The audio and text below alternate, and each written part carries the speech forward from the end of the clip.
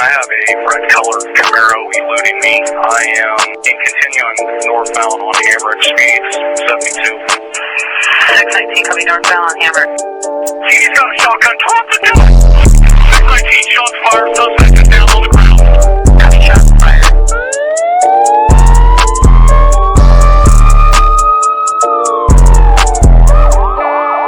Callers advising that the neighbor's house is on fire. They're also getting a structure fire at Main and Oak. Main and Oak. 2 new structures burning. Break. Welcome to the Scanner Group Crowdsourced Crime and Safety Podcast with Ryan Mallory and Jared Banry, coming to you from ThiefHunter Lab Studio near the Oregon-California border.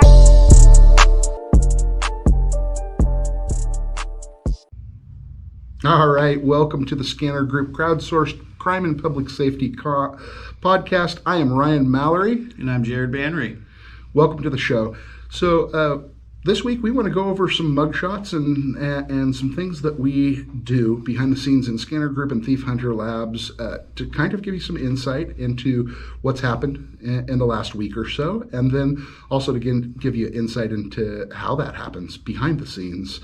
So if we'll start at the top with the mugshots, one of the things that went on today that we wanted to talk about is we found out about the arrest of a fellow named Jacob James Townsend, and he did some horrible stuff. He's a pedophile. He shot up a 16-year-old girl with heroin and has had sex with her, had a sexual relationship with her ongoing, which is, man, some of the worst stuff that a father can hear. Well, from some of the information that I've learned about this is, I guess that one of the incidents, she actually went to the ER, and he acted like that he was her father. So Mr. Townsend's 46, she's 16, so that would be about the right age for a father-daughter. Yeah. And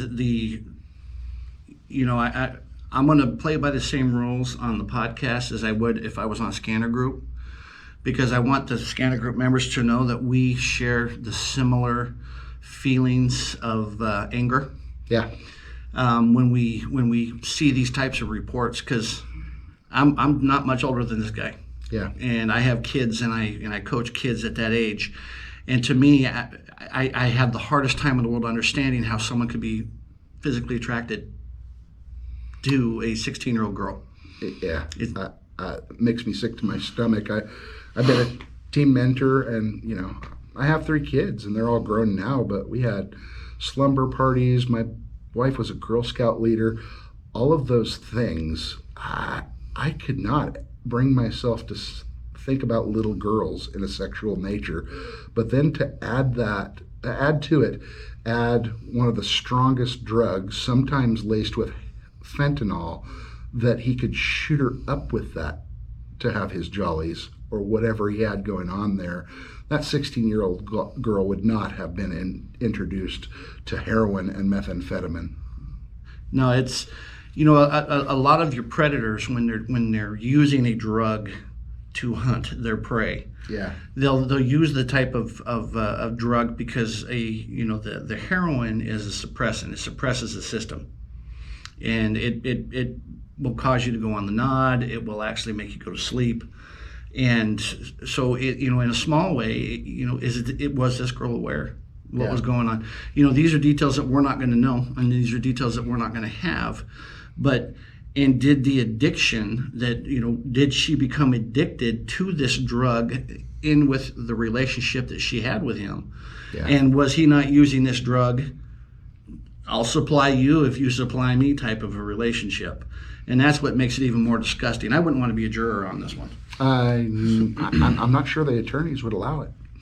No, I don't think so. I don't think so. So I want to tell you, folks, we try to keep things copacetic, keep things calm, keep things readable for Grandma Betsy, for your daughter that you may not know got into Scanner Group because Facebook allows 13-year-olds, but we try not to allow 13-year-olds. But there's kids in there.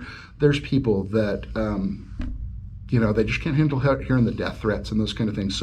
So we delete them, but more than one time today, the thoughts that went through my mind were probably similar to what sometimes people say on Scanner Group.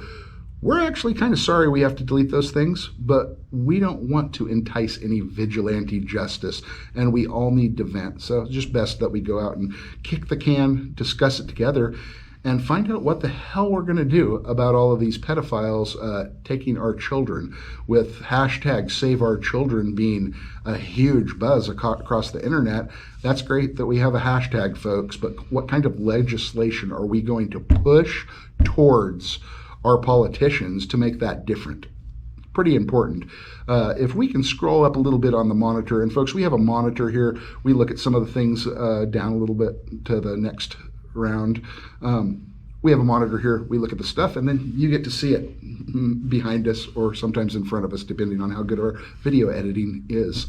There was another one, Jeray Thomas, and you know of this guy from your law enforcement experience and those kind of things. Is that right? Yeah, Jeray, the allegations that were being made against him were that the victim was under the age of 14. We do not have the details other than just under the age of 14. And I know that when we published the story on the page, people were asking, well, where's the more severe crime? You know, because they were so young. Well, the rape one charge is because she was under the age of 14. Yeah, unless she was murdered, I can't think of a worse crime. So there's that. We don't know what happens with these guys. So we've just talked about 2 pedophiles, and there was another one that used to, or maybe still does, own something called Eagle Insurance. I don't remember that guy's name. We didn't put him in the list, but it's getting a little too frequent here, and we know what the counts are in the state of Oregon, and there's a pedophilia problem, so it's time for a little action. And we need some serious action, because as I'm reading some of the comments that people are making, on these threads, people that know the suspects will come on and say, well, these little girls, they need to be honest, and then they're saying that they're over that they're older than they are. My friend would never have sex with someone under the age of 14, so the girl lied. I remember that one. The guy's in his 60s. He definitely had sex with her. She was under 14. He knew. Let me clear that up for you, folks. I can definitely clear that up for you. He knew. He knew, and now will he pay the price? I don't know, because the guy got out on $50,000 bail because he had $50,000. So he's out with you now. Yep, Walker. That's who I'm talking about. Yeah. So I would suggest that if you're a politician and you're hearing this or seeing this, that you reach out to me, reach out to Jared. I'd help. What do we need to do as citizens to make this different? We could probably leave the pedophilia stuff there. It's a hard conversation. But we have some harder conversations. You listened to a call today about a stabbing, and that stabbing resulted in a murder. Is that correct? It ended up being a homicide. It was in the 8,000 block of Gladstone. When we come out and we do the initial reports of a high priority incident, we don't pinpoint the exact locations. We do understand that when law enforcement is racing to an area, members are going to look out the windows and they're going to see the cops. So we'll throw the general area out. And the general area that we used when we initially reported this was Gladstone and Falcon. And the report came out of a disturbance, and the reporting party was stating that it was an assault with a weapon, that the suspect, which was described as an HMA, he went by the name of Downer. HMA code, not everybody knows. Yep. Hispanic male adult, and there's no racist stuff involved there. Yeah. Those are codes for the radio. Yeah, those are radio codes. And he was last seen running toward Cascade Trailer Park. The units got there and requested medical code 3. The address on Gladstone is a flop house. There are many people that crash at those pads. They do their drugs. And so there was a lot of people there, and it got hectic when law enforcement first arrived on scene, because you had someone that has been stabbed, that they're dying or was deceased when law enforcement got there. They only knew the suspect by the name of Downer, and that was later identified as Hector Orozco. Yep, Hector Orozco. Hector Orozco. The Jackson County units were aware of Hector. Many units came on because he was mobile. They put the elementary schools on lockdown that were in the area. They began a search. I was listening to unmarked units going down to his mom's house where he was eventually apprehended. We don't report on any of this stuff because this was over probably about an hour and a half since the homicide occurred to when he was taken into custody. Oh, wow. A lot of people can get on the scanner page and read what's going on. And, hey, Hector, you're on the page. And we're not going to give Hector the opportunity to know what's going on. Yeah, we don't want to tip somebody off that just committed a crime. And that's one of the reasons that we delay stuff sometimes and ask members, I mean, even if they're going to do a what's going on post, that at least know that the scene is clear or that there's enough law enforcement there that the whole world knows before we post something like that, because we're reporting on stuff and here we are making a podcast, but the last thing we want to get in the way of or have citizens being looky-loos is because we reported or allow somebody else to report and keep this guy from getting caught. That would be the worst thing, right? Yep. Don't want that. And so a woman died today, and we should probably think long and hard about that, folks. It's a result of the drug problem. It happened at a flop house, and Hector's probably going to do some time, but not as much as that woman's family will miss her. When I'm getting, and I was getting messages throughout the day of people asking what was her name, could you tell me was it a male or a female? Because my niece, my nephew, they use that house. They utilize that house. Right. They stay in the garage in the back. Right. And so now I've got 20, 30 families that are wondering what the heck, could that be my loved one that's dead?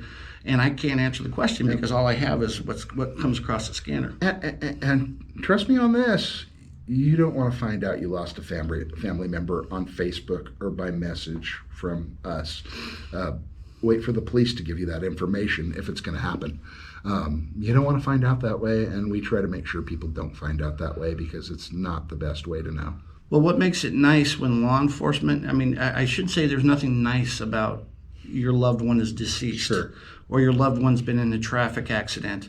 But what makes it nice about law enforcement going and delivering the message is if it's a death notification, a lot of times they'll be there to drive you to a pastor, to make arrangements to get somebody there for you, to give you the emotional support that you need.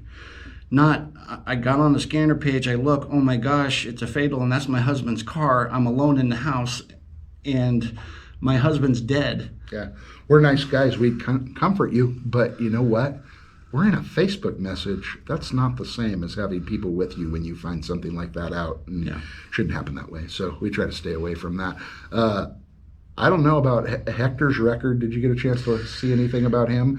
He's got some other mugshots out there. Yes, he's got multiple mugshots, DUIs, driving while revokes, some petty thefts. Nothing that I saw that would indicate to me that Hector was would have committed a homicide. No big violence, no assaults and stalking and that. But kind of word has kind of gotten back to me that Hector was dealing a lot of drugs. Oh yeah. And so Hector was out and he was kind of dealing the poison, and you can kind of start assuming why someone died by the hands of a drug dealer, maybe, but that's going to be up for law enforcement to just not okay. And of course there's kids probably living within a block of that flop house. Yep. So another one today, ID came out that we were looking for relative to a counterfeiter. Yes, and we found out from members and some research and comparison that Richard Davis is that guy. Yep, Richard had a member contact me. We had the pictures from the surveillance, and Obviously, the mugshot that we have of Richard Davis and the person that's passing the counterfeit bills are two different people, because Richard's all sucked up right now. He's suffering. He's in the addiction game. He's playing the addiction game. He's not healthy, and he's turning to crime to get that fix. And the thing I love about this group is, and I've had many recovered addicts that committed crimes that said, "Thank goodness that I'm clean before this page this page has come out," because I don't care if you're a drug addict or not. Nobody likes to be called a thief, even if they're a master thief. Nobody likes to be called a thief, and all of a sudden, here you get some people throwing these pictures up on the internet, and the whole world knows who you are and what you're doing. Yeah, I prefer not to have to call anybody a thief, and I suppose I don't have to. I could just go about my business and shut up about it, but that wouldn't be very fun now, would it? No, and it's a good feeling, and this is kind of another reason why I didn't wear a hat tonight, because I want people to see my face. I'm not hiding behind a fake Facebook account. Nope. I'm letting people see me, so when I'm out in public, you can wave at me and you can say hello. And I want the thieves to know that I'm not afraid of you. No. You don't scare me, because you're cowards that sneak in, that steal things for a habit. And in the past, when people would steal, they would think, okay, if I get out of the store, they're not going to prosecute. No. Well, bad news, guys. Ryan and I and the Facebook community of the Scanner Group are going to identify you. We are going to turn you into law enforcement. We're going to find out where you live. We're going to send law enforcement to you. And you get to walk around the community looking over your shoulder, knowing that there's 65,000 sets of eyes. And I'm sure there's some of your friends that are in our group, which we allow. We try to keep some in there, man. Hey, if you're committing crimes and you think you might get posted sometime, guess what? We've kept some of your friends, so you can find out about it. And we want you to know. We want them to know, because when they're out on their little bicycles and they're looking over their shoulder, guess what, guys? They're coming. I always love when I get my really crappy private message from somebody that we featured. Yep. But sometimes that turns into something better. So sometimes, and I think I can surely account for 19 times in the history of Scanner Group that somebody that was committing crimes and addicted said that it actually helped. So I guess sometimes when you shine light in the shadows, the cockroaches scurry, and other times they turn into butterflies. That's true. And get careers and have families and have the life that was intended for them. And that's what we're really going for here. And yeah, we're going to have some fun and we're going to joke about it along the way. And most of those people I'm talking about have no problem laughing and joking with me about it now. So I'd like to see you on the other side of that hill someday. That's true. Yeah. And Addison, being a young guy, would you like your mistakes being thrown up onto the internet so the whole world could see this is what you are?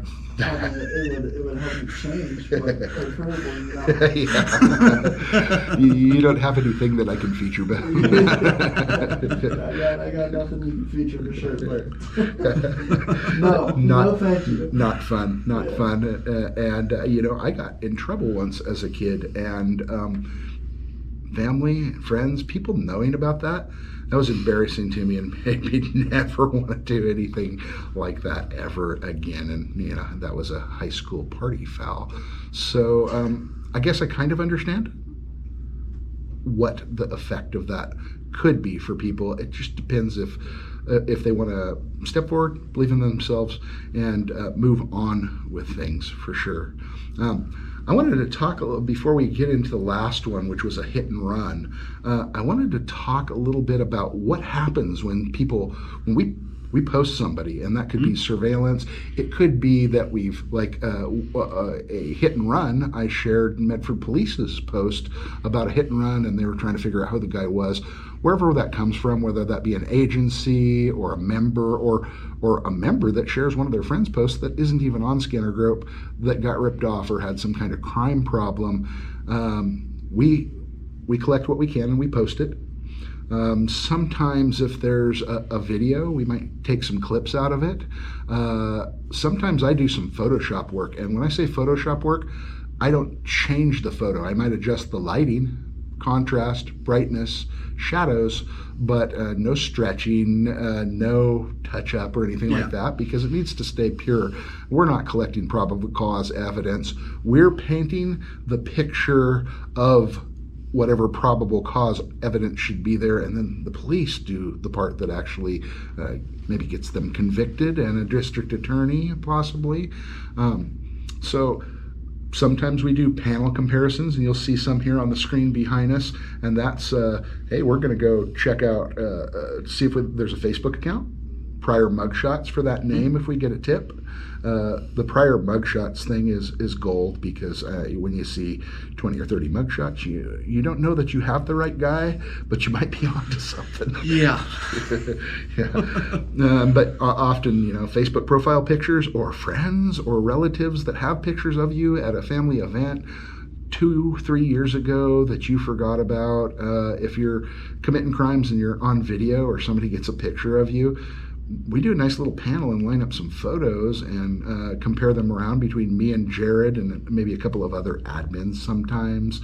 There's another Ryan, a shout out to R-Y, and he does a lot of technical work and stuff like that, and sometimes looks at those with us. Sometimes I show them to my wife and say, what do you think? It looks like the guy, and she'll point out something and say, like, there's something wrong with the hairline there. That couldn't change. And so things we look at, hairline, facial structure, nose, shape and thickness of lips, and sometimes different views of people from Facebook definitely help. Mugshots are head on, but Facebook shots are not always head on, so having a few of them helps with that. And then people have habits. I have a beard pattern. I've had this beard pattern since I went hunting 25 years ago, and I always let my beard grow while I was hunting, and I liked it. Came back, trimmed it up, and I haven't shaved it off since. I don't even know what my face looks like underneath this. Guys tend to wear hats. I have a few different hats I wear. If I did something wrong, you could probably catch me in that same hat again sometimes. And sometimes when people are on drugs, they're wearing the same clothes, the same. You know what? Guys don't change very often when they're living on the street or living couch to couch. They don't change their kicks. They got the same sneaks in every crime they commit. There's lots of good stuff to look at in surveillance photos, and that's what we kind of try to analyze. And then when members contact us with a potential ID, we want to know why they think that. Like, like that's a family member, or that's a friend, or you went to the school with the kid 20 years ago, but you haven't seen him for 20 years. There's different reasons that would make us look a lot closer, and by the time we're confident enough to post it, not that us, law enforcement, definitely criminals, judges, DAs don't make mistakes. Everybody makes mistakes. Try to keep those to an absolute minimum, but when we're letting one go, it may not be a sure thing, but it's impossible to prove wrong at that point. Yeah, and a lot of people, it's like with the Davis one. I had someone get on there and saying, well, that can't be the same guy because he would have to have lost so much weight. Well, that's what meth does. Oh yeah. And there's a whole process that we go through. We have the victim take a look at the pictures. We have law enforcement that has had contact with these suspects take a look at the pictures and confirm. We have a whole LP community, a loss prevention community, that will share little clips of their thieves from their camera systems, and when they're able to take two pictures from two different camera systems and it's right on. Sometimes they walk from one store to the other, right? Oh, yeah. I mean, we've seen loss prevention and store management people say that they just got hit by somebody and show a picture in an ultra-private group we have, and then, a half an hour later, they're in somebody else's store, and they've noticed, and they're on their surveillance, and they're wearing the same sweatshirt, same shorts, same kicks, same baseball hat. Good job. And I could probably think of 7 or 8 arrests where somebody that owns a store or somebody that was in the store, they're on their phone, they're looking at the scanner page, and all of a sudden, hey, they're looking for him. They'll call. Yeah. They'll call, and law enforcement will show up and they will arrest the guy. And we had a particular situation. It was over a year ago now, but it was at the mall, and the LP sent me some information on the suspect. We put out the picture within 3 minutes. The picture, the suspect was identified. We updated the post. Then I got a call from a AT&T kiosk saying the woman's here right now. And so we got law enforcement involved. Law enforcement went down, made contact with her.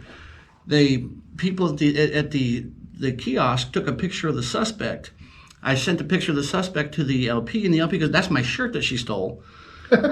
She had evidence on at the time that she got arrested. Just get this on right now, and go for my next job. And the thing that the thieves and the criminal element in this community need to understand is people are fed up. Yeah. People are absolutely sick and tired of being victimized. And with social media the way that it is, and with as gung-ho as a lot of our members are, they're going to call on you. Yeah. If they see you, you're going to get called on. We did not vote in a jail. The citizens all know that law enforcement have limited resources. So we are now the resources, folks. Looking at you straight in the eyes. You, me, Jared, hey, Addison, you too. We're the resources. If crimes are going to get solved, cops solve them all day, but there's a high volume of them, and we can't keep people unless we really get their record on record. So, everybody steps up. That's a good thing. Let's talk about Eric, and he goes by Alec, but Eric Brown, a hit and run. That was a hit and run. Medford Police Department put it out. I generally go to their page to see if our members already got everything that was being put out that would be useful from the different agencies, and posted that. And a while later, just a member recognized him for sure because she saw him driving in that same car. And she was able to identify the human. And when we looked it up, mugshots match the surveillance photos, like exact, right to a little bit of a cowlick to one side of his head in every picture. And the guy didn't have any photos on Facebook. Medford PD posted this, and we shared it, and a member came forward and gave information on it. She saw him in that car, and the mugshots match. And whether he had Facebook photos up or not, doesn't matter. The mugshots match. So we gave that. She also called and sent him the information, and we gave the information to MPD, and that's a solid ID. And Eric, or should I say Alec, they're going to be looking for you if they don't have you already, and we don't know until it comes out with the mugshots. They may already have gone and gotten him. But we always like to know a location too, because if the police haven't caught them or haven't been able to act on it yet, we sure do like to make it easier on everybody. So sometimes members give us location information, or he always hangs out here every afternoon. That's always helpful too. And when we work together on that, the knowledge of the crowd wins out. The knowledge of the crowd knows more than one individual in it. It doesn't even matter if they're experts. So I kind of feel like your job and my job with those kind of things is to filter. Mm-hmm. Filter.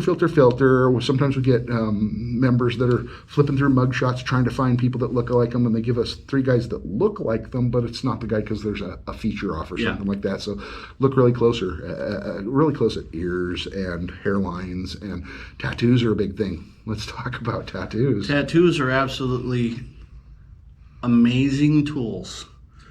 There's a guy named Brandon Robinson. Uh-huh.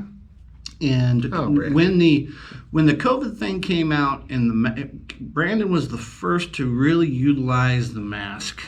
But see, what Brandon didn't do is Brandon didn't cover the calf tattoo of a very distinctive cross. Brandon went into a particular store, and he committed a crime. He got out. The loss prevention officer prepared the case, had the photos, had pictures of the tattoo. Well, Brandon made a mistake and he went back. And as Brandon was trying to leave, the loss prevention guy saw the tattoo and confronted him at the door and basically explained to Brandon, you can run and you can be a little coward, but we know who you are. Well, he ran off. His girlfriend, Conken, Danae Conken. Danae was, and she had Susan Elmore in the car with her, and they were at the stoplight, and that loss prevention guy got the opportunity to look through the window, see Danae, and tell Danae, we know who you are, you and your boyfriend are going to jail. Yeah, Well, again. Okay. And what I'm going to ask our viewers or our members on Facebook, when we do an attempt to ID, stop commenting on the masks, please. Okay. Because we all know that they have a mask on. It's obvious they have a mask. Everybody can see that they have a mask. We who identify these guys know that they have the mask on, and it makes our jobs more difficult. You don't need to keep beating a dead horse. Help us figure out the puzzle, because the puzzle is all around the mask. That's and right. What they're wearing and those kind of things, and in the tattoos. And I love tattoos. I have a tattoo. I like tattoos. I always have. There may be other tattoos I'd like to have. But when you start getting them on your neck, or a little gun below your eye, That's right. or some words and things like that, you have just set yourself up for life to not be a criminal, because you can't have that stuff. Addison, Post Malone, what's Post Malone's deal? His was that he didn't want to get another job. Musician, okay, really good musician. I like his music. Sings some good stuff. It's rap, rock, a little hard, but some of it is movie music for like Spider-Man and that kind of stuff, because he's so famous. But this guy had normal tattoos, and when he got big, he said, I'm never going back to do a normal job again, and I'm going to prove it. I'm going to have to work hard to get any other normal job. I need to be and he tatted up his face with all kinds of weird stuff. I don't have any problem with the face tats either if you're not going to be a criminal. Yeah, the face tats have made our job real easy. Yep. And for those of you criminals that might be watching this podcast, if you got a face tat, just don't do it, because it's simple. Just don't commit crimes. You can get the face tat if you want, but if you want to get crimes, I highly suggest you wrap up your identification in a bow, and get a little bow that has a Scanner Group logo on right there. So before we go, I just want to talk to the group a little bit about some of the tools that we offer. If you go to scannergroup.com or jacksoncountyscanner.com, you'll get to the same thing. And we have Code Black tools. That's research tools that we use. That's mugshot sites that we think work the best and have the least ads type of stuff. You can sort by name, you can sort by date, those kind of things. You can look up Oregon court records and warrants. You can look up property information. You can look up family information, address information. We use a lot of that, so I thought I'd put it into a little portal for you guys. When we're talking about codes and you say HMA or BMA, Hispanic male adult, black male adult, WFA, white female adult, RP, reporting party, LA law enforcement. All those codes and more, some codes that they use for different scenarios. Those are all also on the website, and their scanner tools and a guide to the codes, and it'll even tell you what you need to know, what free app you need to download if you want to listen to the scanner too. And you might come across something that we're not listening to, and we love that. We're not always listening all the time, that's for sure, or there would be thousands of calls there and you wouldn't even be able to read the thing. But some members often catch the biggest calls because they hear something going on in their hood, or they just had it on because they like listening to it, and bam, they either give us the information because they don't want to post, they don't want to be public like that, that's okay, or they post it themselves. We have some great power members that post for sure. We're only as successful as our membership. we are out recruiting internet detectives. Yeah. Help us identify these guys. Help us put the heat on them. We listen to our membership. We listen. And we've had a few IDs that were borderline. And we've had members contact us through private message and contact us like adults. And we have a nice conversation with them, and we learn. Okay, maybe we're not right on this one. But when we get the F you guys are effing idiots, so on and so forth, we really don't want to have a conversation. I mean, I could care less if you like me or not. You can call me any name you want, and it's not going to hurt my feelings. I'm not going to go climb into bed all sad. I laugh at a lot of these messages where people will instant message you and they'll say, you're a coward, you're a wannabe police officer. Well, I've been there and done that. Okay. I keep a little collection. It's like, have you ever heard the mean tweets thing? Where celebrities, I think it's Jimmy Fallon that does that one maybe, he has celebrities read tweets that were mean that were sent to them, and they're pretty horrible. I keep a little collection of that kind of stuff. It's like my mean private messages. I should post some of those someday. Yeah, I don't get my feelings hurt if you don't like what I've done or said. I respect somebody that disagrees with me, that wants to have an adult conversation, that will send me a message and say, hey, but don't attack if you want to have a conversation, because I'm getting to the point now where it's just okay, block, boot. It's a time thing. You work hard, and have a family, and do some volunteering, and like I work hard, have a couple businesses, I have a family that I like to spend time with, some charity efforts and things like that, and prioritize.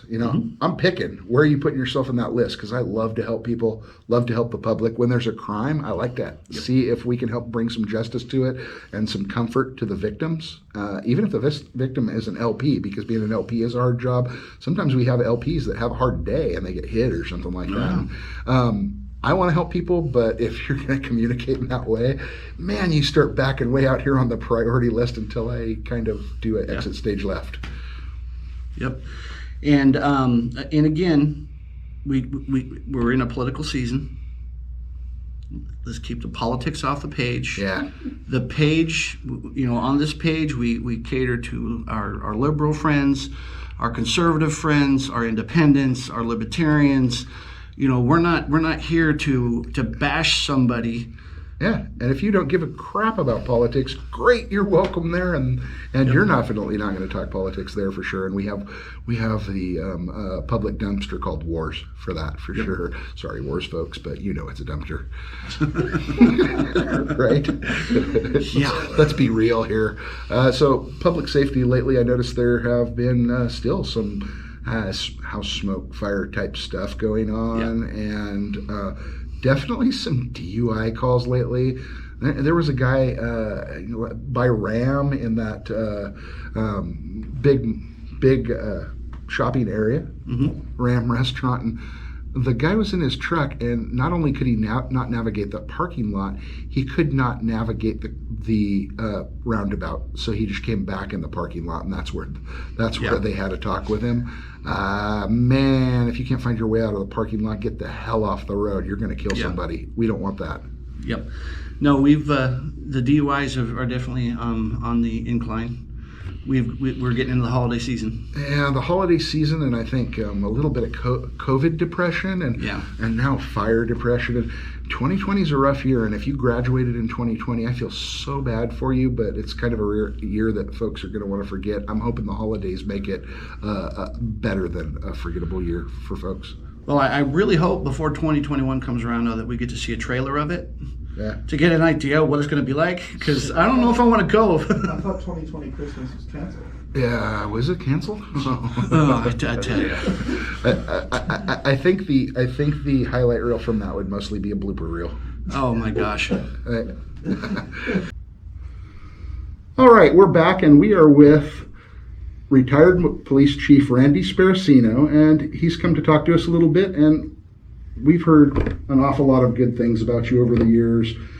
followed your career a little bit. And how many years with Medford Police Department? So with the city of Medford, totally, I was with the city for 30 years. I was with the police department a little over 29. I started at the police department as a volunteer, as an Explorer Scout, and I volunteered to serve subpoenas when I was I think I was right around 20, and I went from being the Explorer Scout to a bike cadet to a CSO, patrol officer, all the way up. I love that. My family was pretty into Boy Scouts when I was a kid, and it's a good setting, definitely. What was your favorite part of policing? I know you did a lot of administrative stuff, which is really, really important for getting into political office, and you're running for office. But what did you like? I think my favorite assignment when I was a police officer was sergeant. I think sergeant is probably one of the best positions on the department, because you basically are still out with the guys, and I use the term guys androgynously. You're out there with the group. Uh-huh. You're interacting, but you also have that ability to be an effective leader, a mentor, a guide, the person that just, can really affect the department as well as the individual. So it's that really overarching position that really covers a lot of things. So I really enjoy being a sergeant. Still a lot of connectivity with the citizens in that role as well, right? Yeah. But you are running for mayor. You're interested in being mayor after that long of a term of service to this area, and mayor in a town this size, approaching 80,000 people in Medford. That's a big mayor job as compared to me growing up in a town of 3,500 people and living in one that maybe has 9,000 people or whatever that is now. What makes you want to be mayor? You've already served your time, man, and that's a lot of stress. Well, yeah, and to me it was like a natural segue. I really love the city of Medford, and as I was preparing to retire, as a police officer, you have the benefit of retiring at a relatively younger age, and I really wanted to give back to the city. I mean, the city of Medford provided for my family and myself for almost 30 years, and it really was, this love for the city that I wanted to provide a give back, and I felt that the variety of unique experiences that I had as a police officer, a chief of police, that I was the chief policy advisor for several months working for the city manager's office. All those things that I've done, I felt like really prepared me for this position, and I got a lot of encouragement from other members of the community and other political folks within the community that said, you've got the right leadership and the right temperament and the right background. We think you'd be a fantastic mayor. And so that encouragement really kind of put it over the top.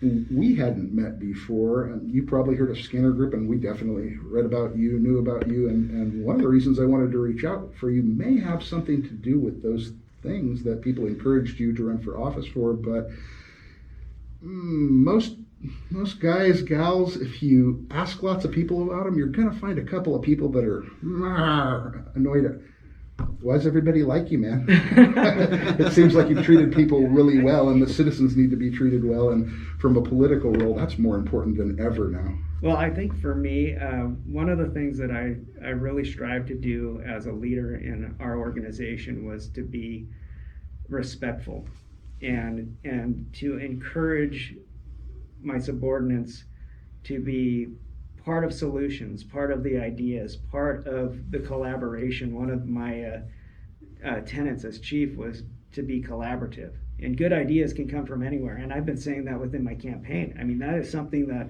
I believe in as a mayor, that the city has a lot of unique individuals, and good ideas can come from any individual within our community. And as mayor, I'm going to be that advocate for the citizens. I want the citizens to feel like I'm an approachable mayor, that they can come to me and say, hey, I have an idea for this particular issue or that particular issue. And not every idea is a great idea, but every idea can have a piece or a component to a great idea.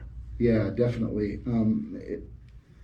it definitely seems like if people brought a couple potential solutions with their complaints, that becomes an idea to act on in some way, even if it's some extrapolation of it that no longer fits. But people want to be heard, definitely. And that's a thing. I heard that routinely throughout my campaign, is that one of the concerns that the citizens have is feeling like they're being heard, feeling like they're being responded to.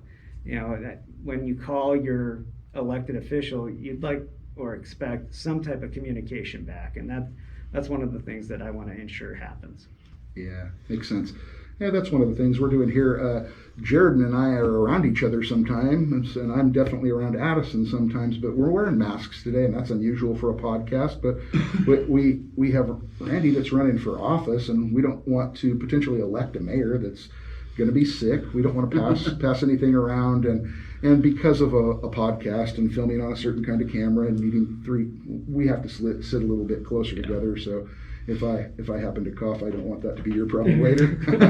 I appreciate that. So Thank you very much. It's generally awkward, probably for you and us and everybody else to wear cameras or wear masks this late at night. But for the camera, definitely awkward, and for the audience too.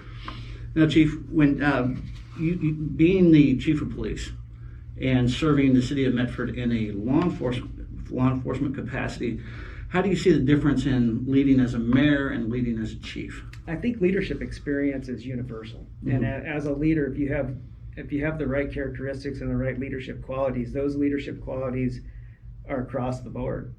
And as the retired chief of police, I did a lot of things to ensure that my leadership was engaging with my subordinates, and I would do the same thing as the mayor. Also, I had a lot of different experiences. I was on numerous different committees, state and locally. I was also a member of the RCC Board of Education, and I'm out at the Jackson County Airport Advisory Committee. So I have a pretty broad base of experience. Not to go Liam Neeson or anything on Taken, but I do have I do have a unique set of skills that I bring to the position, and I think that well-rounded pocket of skills is going to be very advantageous to be the mayor. What are some of the things that, as coming in and possibly becoming the mayor, what's your focus for Medford? Okay, so one of the issues and we kind of touched on it a little bit earlier, that I've been hearing quite frequently is wanting to be heard as a citizen. And as mayor, I want to engage and be an advocate for the citizens. I want to be also an advocate for the city. I want to make sure that the citizens feel like they're being heard, and when they have issues, those issues are being heard. I want to make sure that our processes are being followed, and I also want to make sure that if there's areas where we can improve upon a process, we're working to improve the process. I think the good organizations are always learning organizations, and they're always constantly improving to be better. So those are some of the things that I'd like to work on. I also want to see the mayor's position as an advocate for the city, and also an advocate for the city not just locally or regionally, but also at the state level and at the federal level. Those are things that I did as chief of police. There are also things that I did as the chief policy advisor. So I can see doing those types of things to improve our place in the state. I want people to look upon the city of Medford as a city that all the other cities in the state of Oregon aspire to be. Yeah, that's outstanding. Love that. And granted, there are good ideas from other cities, and we can take from there, but we want the other cities to look at us and say, those are great ideas that are coming out of Medford. Medford's a great place to be. Medford's a great place to live. And that's what I want this to be. I want Medford to be the best place to live and raise your family, a multi-generational city that's safe and everybody wants to be part of us. And I think we're capable of doing that. It is a great city. I mean, really, we have to report on crime and things like that. You had to chase criminals in your career and do the books to be able to cover the costs of actually chasing criminals and providing public safety and response to important things when people are having a hard time in their life, possibly. But I mean, I love living here, and I moved here from someplace else about 30 years ago. My kids all want to stay here. One kid moved away and taught school in Salem, and her husband moved back here to have their family, and they bought a house in Medford because it is a good place, and the surrounding communities. This is our county seat. I live in Talent. You live not in Medford Central proper, yeah. right? And I want to be proud of this county seat in all respects. And I like the attitude that it's something to listen to people, find ideas, and become. That's just it. Become a city that other cities look up to and call with questions about how we got that done. Yeah, and I agree with you. This is a great city. We have a great foundation, and we can just expand upon that and make it even better. My son is similar to your experience. My son moved away to go to college, worked up in the Portland area for a little while, and then reality hit him, and he said, "I don't want to be up here," and he came back to Medford. Yeah. So I think that this is the place that I want that to happen all the time. I want people to raise their kids here, their kids go to school here, their kids go to college here, and then their kids raise their family here. A multi-generational area, and it's a beautiful location. We've got fantastic people. Southern Oregon has some of the best people in the state, and this is just a great place to live. Yeah, I agree with that. My son Addison, he runs the Roadcaster laptop tech, helps set the things up. And Addison, you've kind of always told me you wanted to stay in this area. Is that still the case at over 21 years old? Oh yeah, that's definitely correct. I love the area, everything about it. Especially Medford's actually probably one of my favorite cities in the area. Yeah. This Medford Central Port area is definitely where I want to be when I get a house. Definitely. Yeah. Awesome. Right on. Randy, what kind of stuff do you like to do for hobbies? Well, believe it or not, I like to fish. I probably don't look like the king fisherman, but I grew up around fishing. My father is the king fisherman. Uh-huh. He was a guide. He ties his own flies. He was the mentor for me for growing up, not just in fishing but also in life. So I look up to my father quite a bit, and fishing is one of my things. Another thing I like to do is golf. Yeah. And I like to spend a lot of time with my family and my wife. I have a great family, and I love doing stuff in Southern Oregon. We've got a lot of great things to do. We have wineries and hiking and fishing and golfing, and my son plays softball, so I get to watch him playing softball over at US Cellular Park, which is another fantastic piece of what a resource. Yeah, it's excellent. It's just another thing that brings people here, brings people to town, brings finances to town. Exactly. For different businesses and things like that. Families where it's at for sure, and there's not a weekend or a day off or an evening that goes by if you want to find something to do in this area, even during COVID, really, because we have a great blessing of the great outdoors around here. Even if you wanted to go to the coast, it's just not very far. You can do anything: mountains, skiing. I grew up skiing, Mount Shasta and Mount Ashland and those kind of things, and fishing family, hunting family, those kind of things. Love that kind of stuff, and I think that's a pretty popular thing that's always been here, and it just grows and grows with the vineyards and those kind of things. Lots of fun stuff. Jared coaches wrestling. That's one of his gigs. Yeah, that's my thing. But Chief, I wanted to let you know that I have, in the position that I'm in, I speak to a lot of your old officers, and I have not heard one bad thing about you. That's very humbling. Thank you. Your officers often expressed to me the respect that they had for you, and that you made that department a family-oriented police department where there was a sense of family there. And I know that when you were on your way out, there was a lot of sad officers that didn't want to see you go. And I think the city of Medford would be truly blessed to have you as their mayor. I appreciate that. Thank you very much. So, I think not just well qualified, but overqualified when it comes to relating to the public. I think that's going to be a good thing, and you've had a career of doing that already and protecting the public, and this is just a different thing. So I wish I lived in Medford. I'd give you my vote, but I'm glad we can talk about you a little bit and learn more about you for sure, and I'm happy to meet you in person. I think one thing that might be fun is we'll probably need to sign off because we have a little bit more of a show to do from the first stuff we started on. I think Jared and I should step away with just our earphones, and so that we can get 6 feet away. Maybe you can pull down your mask, and it's hard when people can't see a face and things like that, and sign off for us. All right, thank you. And feel free to say anything you'd like.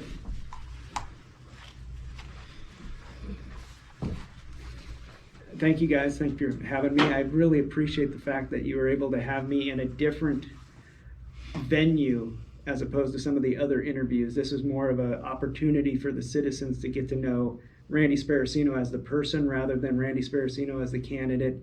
And I mean, we did touch on some of the topics, and that's good because it's important that people know where I'm coming from as a candidate and understand, where I come from so that they can vote accordingly. But I like the idea that they were able to see me as a person, because a lot of times it's very important that people understand that there's a person behind those positions, a person behind chief of police or a person behind the mayor. And you also don't just vote for the qualifications, you also vote for the person. So I really appreciate the time, and thank you very much. And those of you out there in Medford land, please vote for me.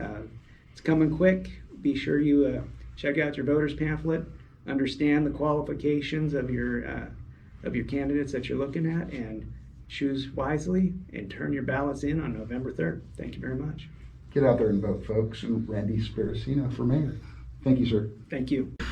Well, I think we should wrap it up, and we will be coming back to you with podcast number 3. And we definitely appreciate Chief Randy Sparacino, who is running for mayor, coming by to talk to us as our first guest. And we'll have more guests in the future too, and that's pretty fun. Addison, we appreciate you on the technical gear. Jared, thanks for being here. Peace out, folks. Take care. Thanks for tuning in to the Scanner Group Crowdsourced Crime and Safety Podcast with Ryan Mallory and Jared Banry from ThiefHunter Labs. Make sure to subscribe today for notifications about the next show. Visit us at www.thiefhunterlabs.com or on Facebook as Thief Hunter Labs in the search bar.